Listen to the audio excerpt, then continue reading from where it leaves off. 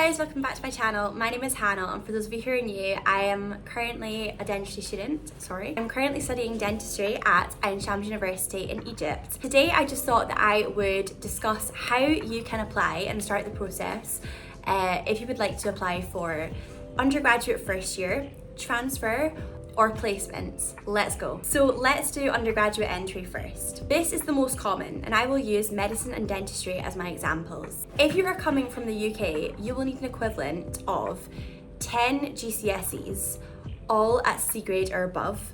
You will also need, within these 10 subjects, you will need 5 specific subjects. You'll need chemistry, biology, maths, English, and physics, okay? With these grades in hand, you will then need to pick a university that is best suited to you, okay? So I will go on to explain how you can choose what university is best suited for you in future videos.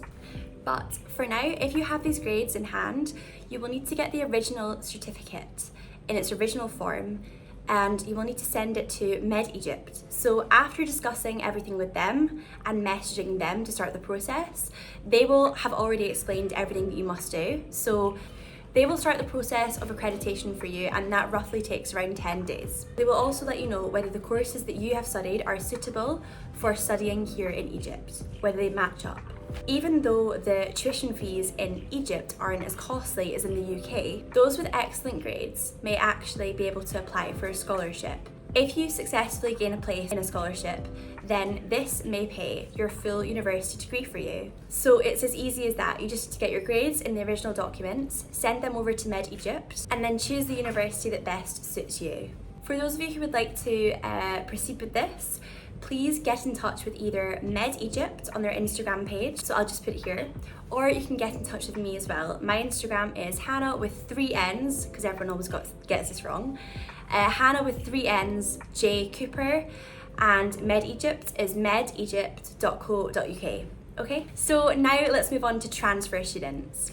If you are wanting to transfer, you must already be enrolled at a university, and you will need to be studying a relevant course, okay? So that's really important. You have to be studying a relevant course to the course that you want to transfer to. If it's completely different, then your chances of a transfer are very low. For example, if you want to study dentistry here, then you have to already be studying dentistry at an alternative university. The same goes for medicine. So if you're studying medicine, you must already be studying medicine at an alternative university. Sometimes it is possible to switch from medicine to dentistry and vice versa, but there are some crossovers, but you might have to be put back a year in order to keep up with the Egyptian standard and what they require of you after each year, just because of the curriculum that they have here. So for transfer entry, you must make sure that you have the following 2 documents. Document number 1 must be your transcript. This needs to be all the subjects that you have studied in your previous degree and the grades that you attained from those subjects.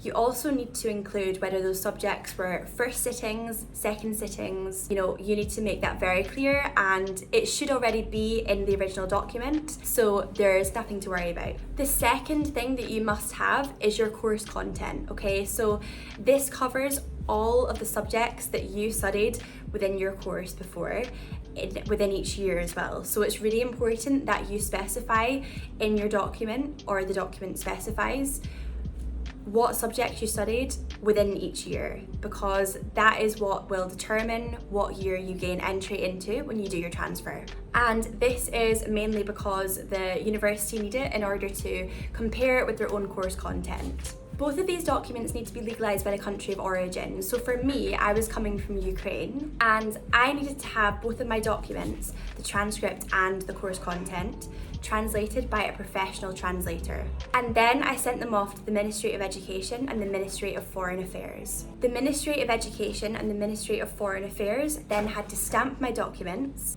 in order to prove that the university was accredited in the specific country that I was studying. This part can take a good few weeks depending on how reliable your country is and how quickly they get things done. I definitely wouldn't leave it to last minute because it can take a while. For me, it took around 2 2 months maybe to get those documents. So once I got all my documents sorted, I then had to make a decision on what university was best for me.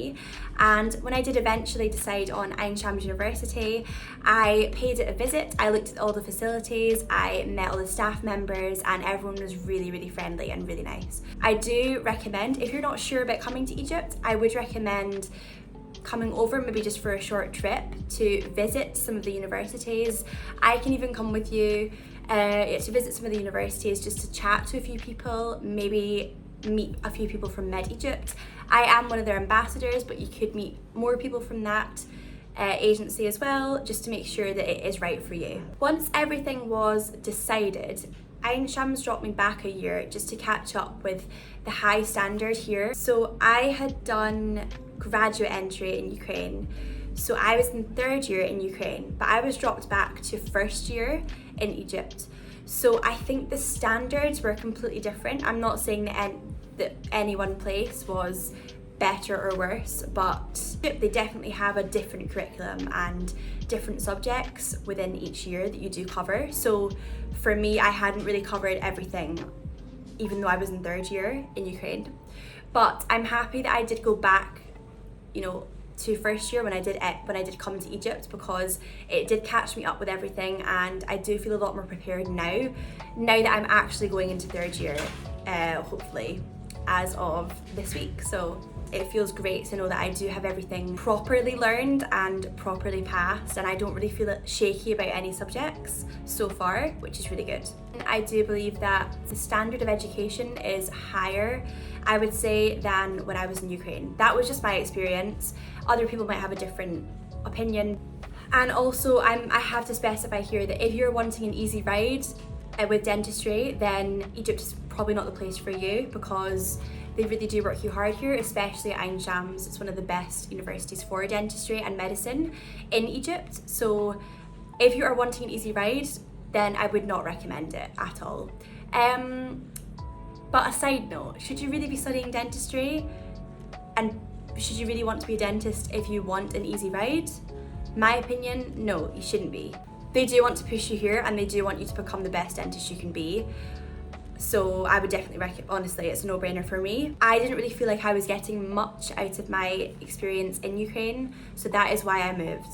And sometimes the style of teaching and the environment that you're in just doesn't work for you, it just doesn't click. So I needed a change of environment and a change of teaching style. So that is essentially why I came to Egypt, and I didn't want to make the same mistake again of going somewhere that didn't suit me. So that's why I came to Egypt initially for 10 days. I actually came here for 10 days to visit, to look at all the universities and to speak to Med Egypt. And then after that, I made my decision. I plan to return to the UK as a fully capable and qualified dentist, all while sitting the infamous ORE exam. So that stands for Overseas Registration Exam, and that is an exam that most people who are studying abroad, who are studying dentistry in a foreign country, they have to sit this exam if they would like to work as a dentist in the UK afterwards. So that's quite an important exam for me, considering I am from the UK and I would essentially like to work there when I am finished. Just a side note, I definitely don't think that shortcuts are the way forward, especially with dentistry and medicine. You should be wanting to dive fully into it with all your hard work and all your determination. You should be definitely willing to work hard wherever you go. It doesn't matter where you are, where you're studying. So for anyone who is wanting to take dentistry or medicine seriously, I would not recommend taking any shortcuts or going somewhere where you can save time and also save money. The cheaper and quicker option might not be the best option, just remember that as well, because for me that is initially what I chose for myself, and then I soon realised that it wasn't the best option for me. Thank you so much everyone for listening today, and I hope that you enjoyed my YouTube video, and I will see you all later. So in my next video I'll be discussing if you are wanting to do placements and how you can apply for that, okay? So what the process of applying for that is. But thank you so much for watching today guys, and I will see you all next time. Bye!